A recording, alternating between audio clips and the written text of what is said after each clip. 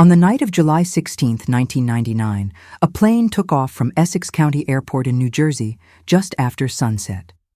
On board were 3 people headed to a family wedding in Massachusetts. The flight should have taken about an hour. By the following morning, the entire country was watching the Atlantic Ocean and hoping for something that wasn't coming. The man flying that plane was 38 years old, had been photographed more times than he could possibly count, and had spent his entire life being described as the heir to the most storied political dynasty in American history. He had never wanted any of that. He had spent decades trying to be a person rather than a symbol, and he never quite managed it because the country wouldn't let him, and neither would his name. This is the story of John F. Kennedy, Jr., and it is not the story most people think they know. The Salute. John Fitzgerald Kennedy, Jr. was born on November 25, 1960, at Georgetown University Hospital in Washington, D.C. His father had won the presidential election just 17 days earlier, defeating Richard Nixon in one of the closest elections in American history. He would be inaugurated in January, 2 months after his son's birth. The country was watching the Kennedy family before John Jr. had any awareness of being watched, before he could form a sentence or recognize his own reflection. He spent his first years in the White House, which is by almost any measure an extraordinary setting for a childhood.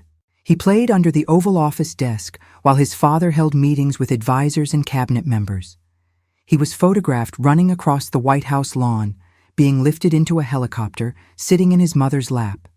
He was photographed constantly by the press and by the White House's own documentary photographers, and the images were charming and widely distributed and helped build the story of the Kennedy administration as something bright and energetic and young. Camelot, as it would later be called, after the Jacqueline Kennedy chose to give those years that name in a magazine interview after her husband's death. His famous nickname, John John, was a press invention. A reporter had misheard the president calling his son's name twice in quick succession, and the label spread through newspapers and magazines, even though the family never used it. John was simply John. But John John took hold in public consciousness as a diminutive and an endearment, and it attached to him for years before he was old enough to object to it. On November 22, 1963, when John Jr.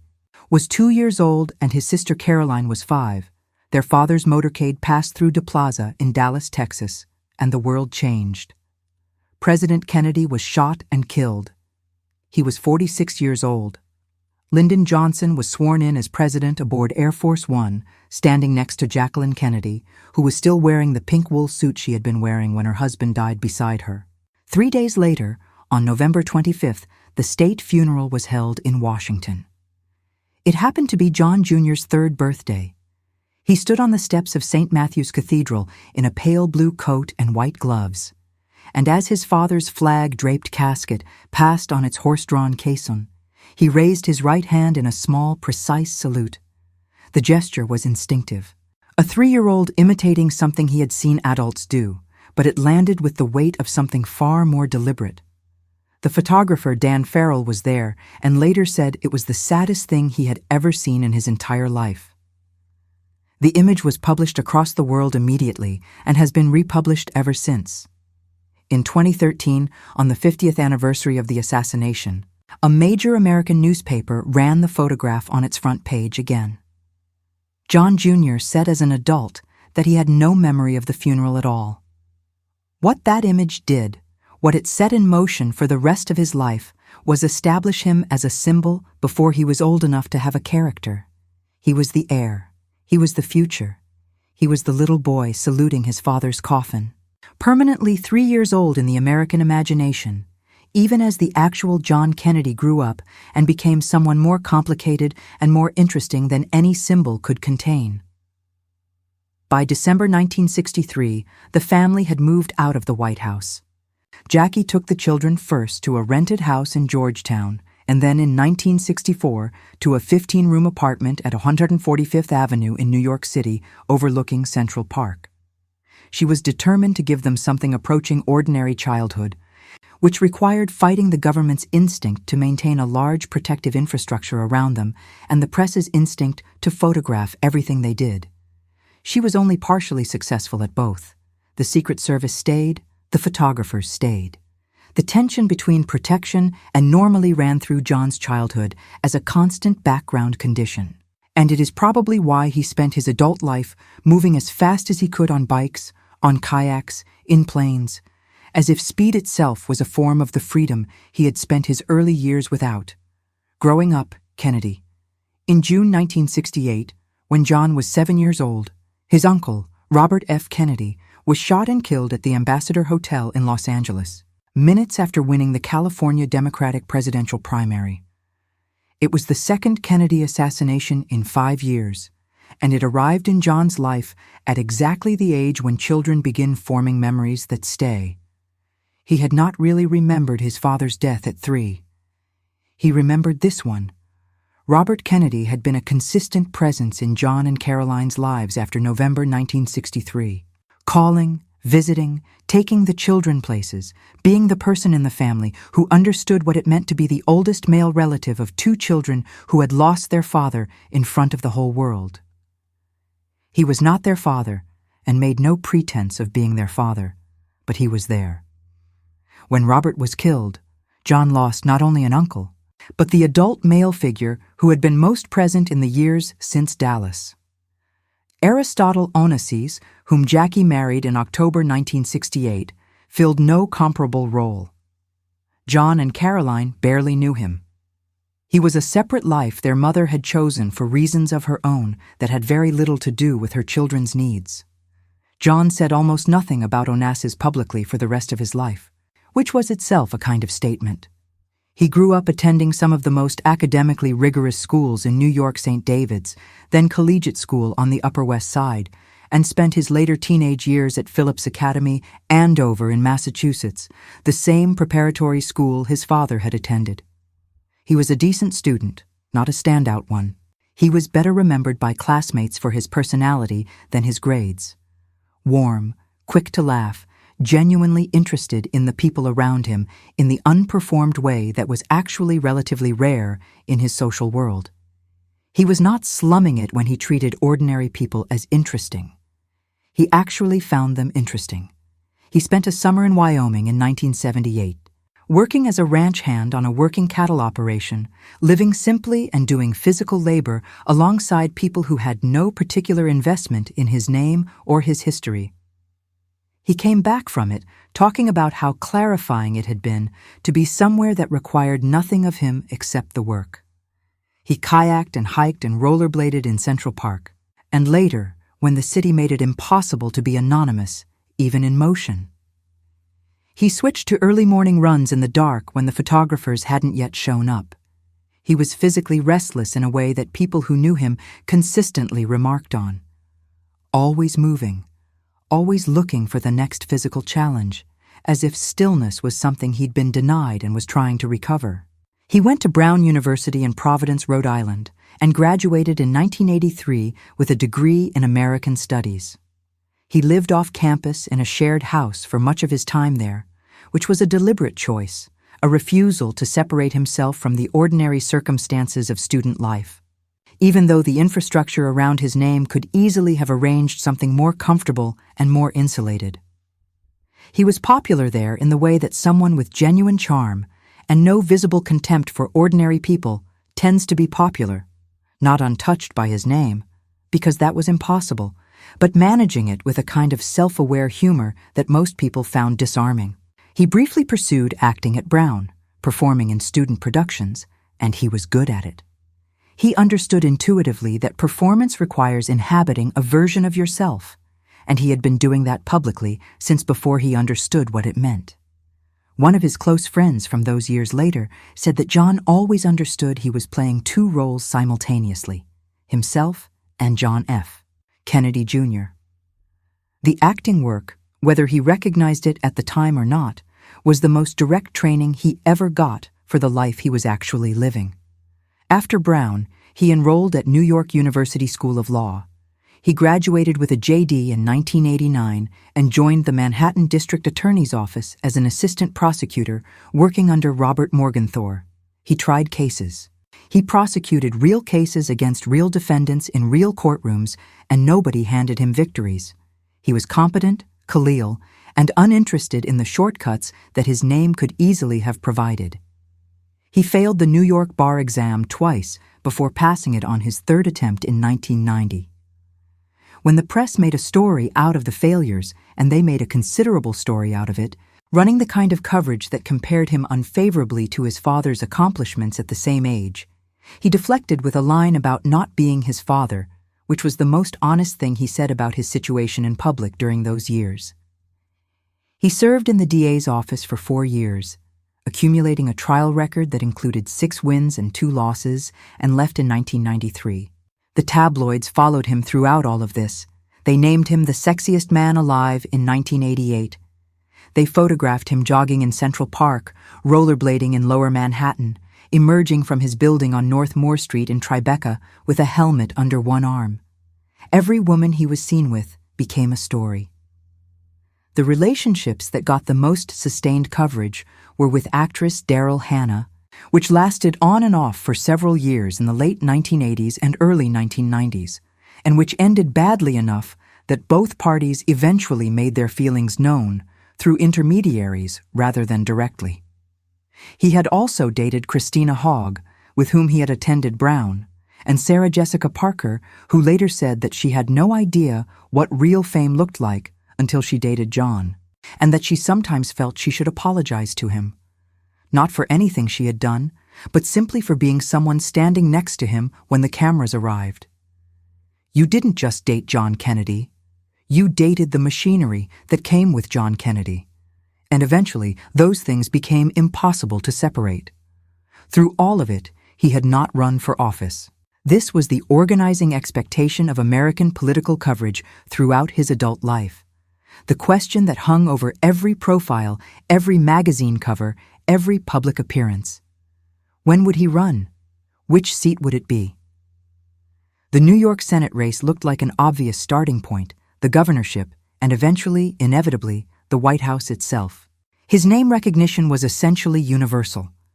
His favorability ratings suggested he could win almost any race he chose to enter.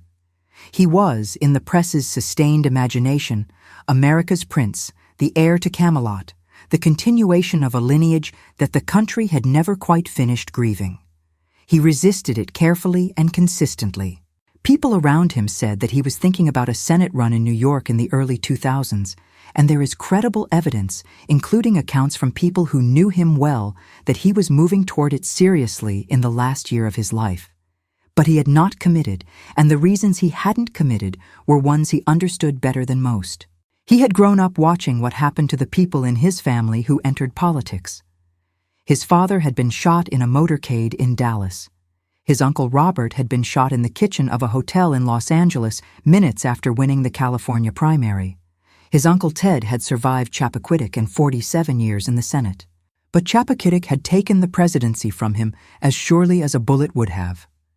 John had watched this from inside the story. He knew what the story cost. He was deliberate in a way that other people read as hesitation, but that was actually something more like respect for the weight of the thing he was being asked to carry. What he did instead in 1995 was something unexpected. He started a magazine, George. In September 1995, John F. Kennedy Jr. launched a political magazine called George, named after the first president, George Washington. It was published by Het Philippaki Media and co-founded with a business partner named Michael Berman. The concept was to cover politics the way mainstream magazines covered culture, with celebrity profiles, fashion spreads, and a glossy aesthetic that would attract readers who didn't already follow political coverage. The thinking was not cynical. John genuinely believed that the wall between popular culture and political life was artificial and damaging to civic engagement. And George was his attempt to break it down from the inside. The first cover featured the model, Cindy Crawford, dressed as George Washington, powdered wig, colonial coat, bare midriff, and it sold out at newsstands across the country. The launch generated enormous attention, partly because of the concept, and partly because the concept was being launched by John Kennedy, which made it a news story regardless of the content. Initial circulation reached around 400,000 copies, a strong start for a political publication. The magazine ran for nearly 5 years and produced genuinely interesting work during its first 2. John contributed pieces himself, a notable profile-style interview with imprisoned boxing champion Mike Tyson, an essay that referred to his first cousins Joseph and Michael Kennedy as poster boys for bad behavior during a period when both were facing separate scandals and coverage of Cuba and Northern Ireland that straddled the line between political journalism and personal connection in ways only he could pull off. He also turned down certain interviews that the business side of the magazine would have wanted, Princess Diana reportedly among them, in favor of subjects that interested him more but sold fewer copies. This was a consistent source of tension. The structural problems deepened in early 1997 when John and Berman fell into an open power struggle. The disagreements became heated, then physical. There was at least one reported altercation between them, and Berman eventually sold his stake and left the company. His departure removed the business architecture that had organized George's operations, and the sales numbers, which had been under pressure before, dropped sharply afterward. The Hachette executive overseeing the partnership later said publicly that the decline reflected John's editorial choices more than the market's appetite. A statement that was partly fair and partly the kind of thing people say about someone who is no longer there to respond. By 1998 and into 1999, George was genuinely struggling and John was dealing with something more personal running alongside all of it. His cousin Anthony Radzil, the son of Jackie Kennedy's sister Lee and someone who had been close to John since childhood, was dying of cancer. Radzil had been chosen as best man at Jay's wedding. He was one of the handful of people in John's life who had known him before the mythology fully calcified, who called him John rather than a version of his father's legacy. And watching the illness advance was a private grief that John carried through the last year of his life with very little outward acknowledgement. The magazine was failing, his best friend was dying, and his marriage, which had been the subject of intense tabloid attention since before the wedding day, was under real pressure. Carolyn. He had met Carolyn Bessay in the early 1990s when she was working at Calvin Klein in New York, where she had risen to become the director of publicity for the company's flagship Manhattan store. She was blonde, striking, fiercely private, and absolutely uninterested in being a public figure, which, given who she was with, was an irony that defined their relationship from the start.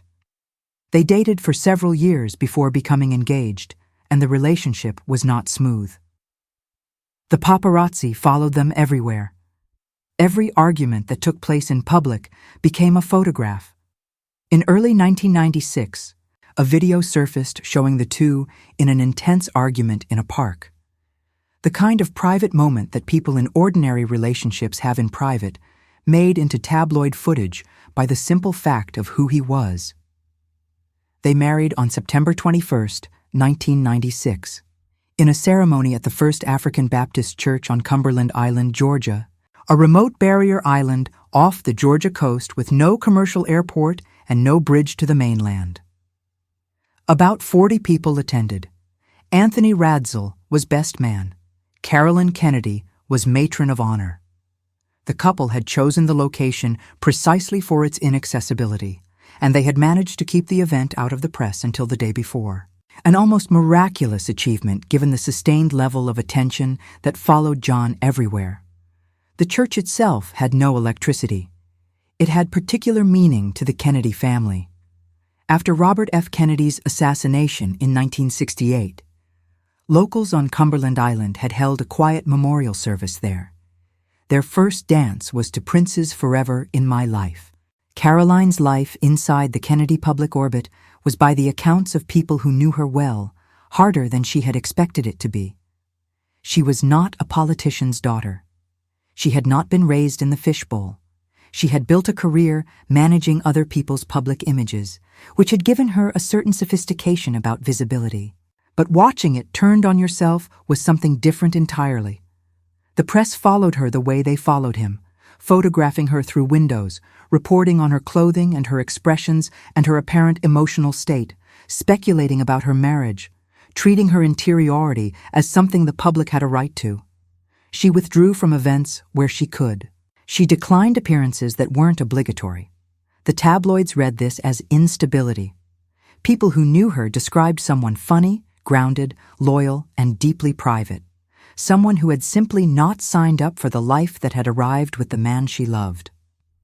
By 1999, the strain in the marriage was visible enough that it had become part of the public story around them, which made everything harder. It's a particular form of pressure, having the difficulties of a marriage become a running media narrative while you are still in the middle of living through them. Friends of both later said they didn't think the relationship was finished, only that it was going through something serious. The kind of serious that requires time and privacy to work through, and that the Kennedys had never been given much of either. The July trip to Massachusetts to the wedding of John's cousin Rory Kennedy in Hyannisport was a family occasion. Carolyn's sister Lauren was flying with them, getting off at Martha's Vineyard before John and Carolyn continued to Hyannisport for the wedding. It was a plan. It was an ordinary plan. It was the kind of thing families do all the time without knowing that it is the last ordinary thing they will do. The last flight.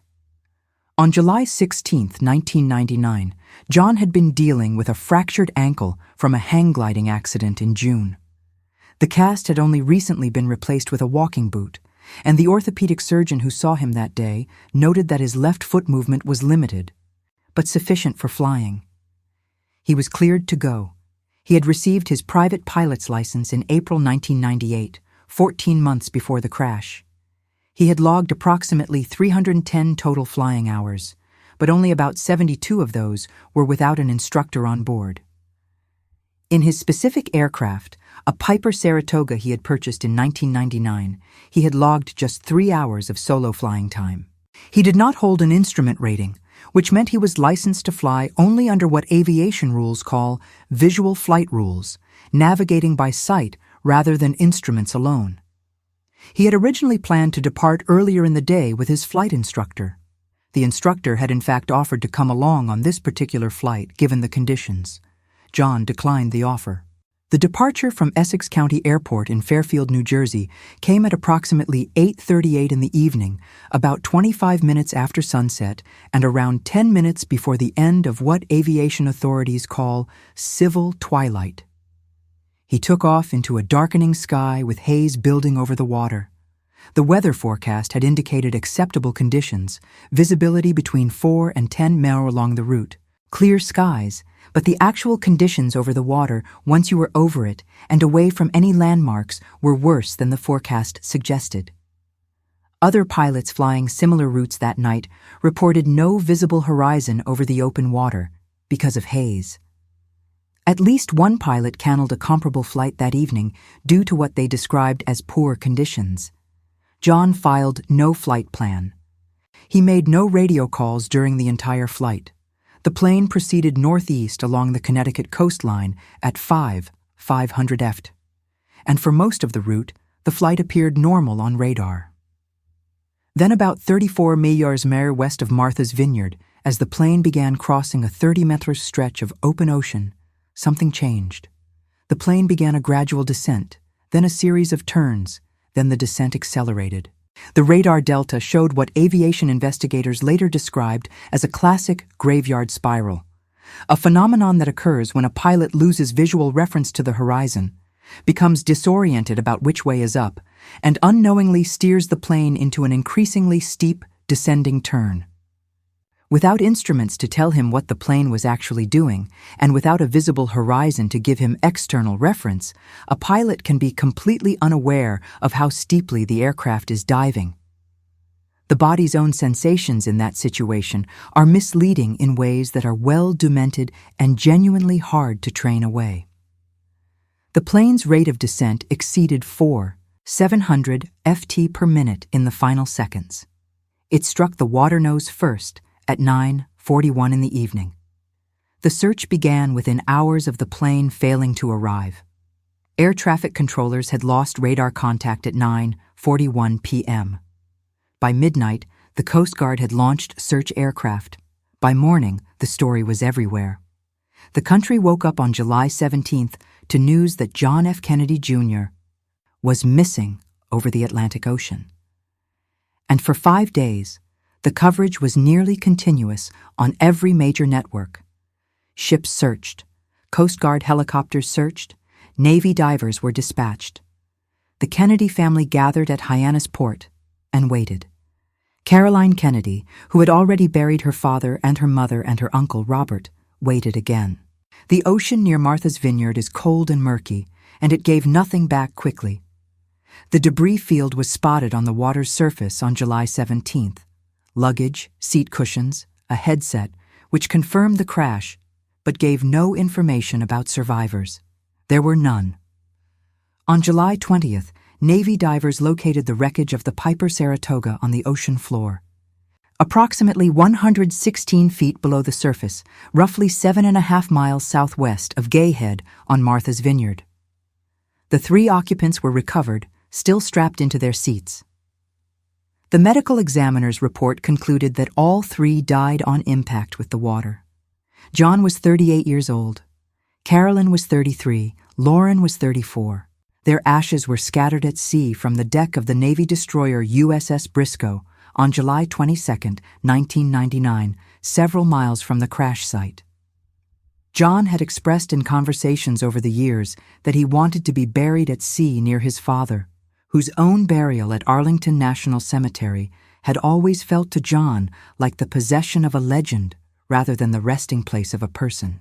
The 2 families agreed to a private ceremony. For once, in a life that had been observed from its first weeks, there were no cameras. The curse behind the curse. The word curse gets attached to the Kennedy family, the way certain words get attached to things people can't otherwise explain. It is, in one sense, a story people tell to make an overwhelming pattern feel legible. Skeptics point out that a large, prominent, extended family will over several generations simply experience more tragedies than a smaller and less visible one. That the Kennedy story looks like a curse partly because every piece of it gets reported. That argument is reasonable as far as it goes, but it stops going very far when you actually list what happened. Joseph P. Kennedy Jr., John's uncle, the eldest son of the family patriarch Joseph P. Kennedy Sr., was killed on August 12, 1944, when the military aircraft he was piloting exploded over East Suffolk, England, during a secret wartime mission. He was 29 years old and had been groomed his whole life for a political career. The plan had always been that he would be the first Kennedy president. When he died, that expectation transferred to his younger brother, John. Kathleen Kennedy, known as Kick, died on May 13, 1948, when the private plane she was traveling in crashed in France. She was 28 years old. Her husband, the Marquis of Hartington, had been shot dead by a German sniper in Belgium in 1944, barely a month after Joseph Jr.'s death. John F. Kennedy was assassinated in Dallas on November 22, 1963. He was 46 years old. Robert F. Kennedy was assassinated in Los Angeles on June 5, 1968, minutes after winning the California Democratic primary. He was 42 years old. He had been at that moment the likely Democratic nominee and possibly the next president. He was shot in the kitchen of the Ambassador Hotel by a man who had been waiting for him. Ted Kennedy in 1969 drove his car off a bridge on Chappaquiddick Island, Massachusetts, on the night of July 18th. His passenger, 28-year-old Mary Jo Capetney, was trapped in the submerged vehicle. Kennedy escaped the car.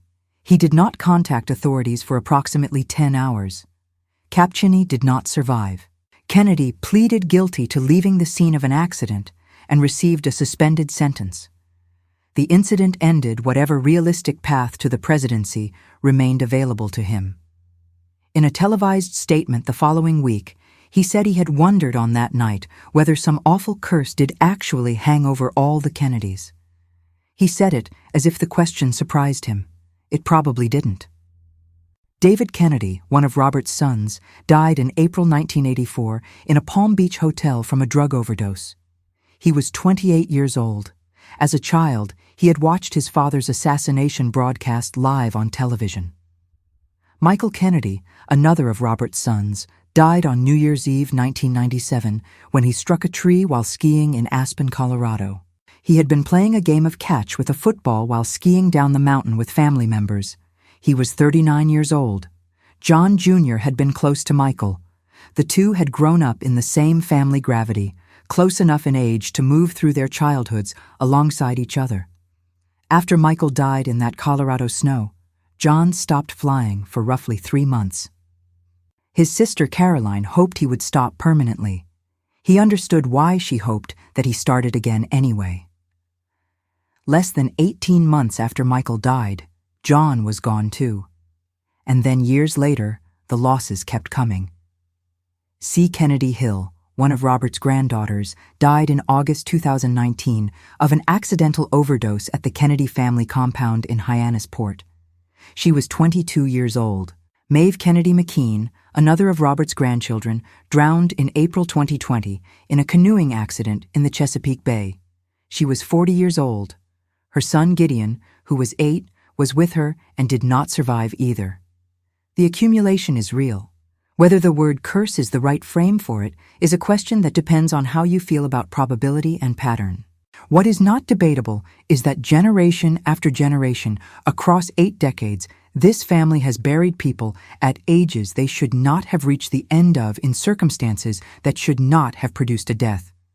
Joe Jr. at 29 over England, Kik at 28 over France, Jack at 46 in Dallas, Bobby at 42 in Los Angeles, David at 28 in Palm Beach, Michael at 39 in Aspen, John at 38 over the Atlantic, Cirsa at 22 in Hyannisport, Maeve at 40 in the Chesapeake.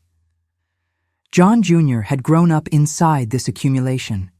He had known since the age of 3 that the world could take the people you loved without warning, without reason, without anything that resembled fairness. He had watched it happen to his Uncle Bobby when he was 7. He had watched it happen to his cousin Michael in 1997. He had kept flying anyway, which was either courage or stubbornness, or simply the refusal of someone who had already decided he would not let the weight of his family's story determine the shape of his own life. He had made that refusal quietly and consistently for 35 years.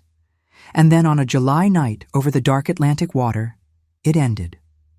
What he left? The National Transportation Safety Board issued its formal report on the crash in July 2000. The conclusion was precise. The probable cause was the pilot's failure to maintain control of the aircraft during a descent over water at night as a result of spatial disorientation. Haze and darkness were listed as contributing factors. The report was careful not to explicitly use the word inexperience, but the numbers it cited made the point without needing to. 72 hours of solo flight time total. 3 hours alone in that specific aircraft. No instrument rating. A fractured ankle that limited left foot control. Night conditions over featureless open water with a haze thick enough to erase the horizon entirely. His own flight instructor had offered to come along on that particular flight and had been turned down. Another pilot had canceled a comparable flight that same evening. The families of Carolyn and Lauren Bett filed a wrongful death lawsuit against John's estate. It was settled in July 2001 for a reported $15 million. The settlement contained no admission of liability. The response from the country was immediate and sustained in a way that surprised even people who had expected an enormous reaction. Time magazine ran a commemorative issue that sold more than 1 million copies at newsstands. A number, the magazine later said, was comparable only to issues produced after major historical events. People lined up outside his apartment building on North Moore Street in Tribeca and left flowers, notes, photographs. Letters arrived at the building and at Kennedy family addresses and at the offices of George for weeks afterward. Many of them were addressed simply to John, New York, as if the postal system would know where to route them. It did. George closed in early 2001. about 18 months after his death. The magazine's final issues were published by Hachette, which had never been able to make the concept work commercially without its founder. The papers and records of his professional life were donated and archived. The Kennedy compound in Hyannisport held a private family gathering. Senator Ted Kennedy, who had by then outlived 3 of his siblings, Joe, Jack, Bobby, and now his nephew, gave the formal eulogy at the memorial service held in New York. He described John as someone who had all the gifts of his father, but who had spent his life trying to be simply John, a person rather than a legacy, a human being rather than a symbol, someone who wanted to matter on his own terms. That was not entirely what happened. The legacy was inescapable, and John had known it was inescapable, but the desire behind it was real. He had spent 38 years trying to live a life that was his own inside circumstances that made that almost impossible. And he had succeeded at it more than most people in his position would have. He was genuinely liked. He was genuinely kind. He had prosecutors who worked alongside him in the DA's office who said he was one of the best colleagues they'd had. Someone who showed up, did the work, and never once used his name to make things easier. His cousin Anthony Radzill, best man, lifelong friend, the person who had known him before the mythology fully settled, died of cancer 1 month after the crash. He was 40 years old. The cancer had been diagnosed years earlier. John had known, going into the summer of 1999, that he was likely watching his closest friend die. That knowledge was part of the weight he carried on that July evening when he climbed into the cockpit and flew northeast into the dark. The photograph still circulates. The 3-year-old boy in the pale blue coat standing outside St. Matthew's Cathedral, right hand raised in a small, precise salute as his father's casket rolls past. He never remembered the moment. The country never forgot it. It was the image that defined him before he had any say in what would define him. And it followed him for 35 years until the ocean took him, and that following finally stopped. If you enjoyed this video, please like and subscribe to our channel so you never miss out on more fascinating stories.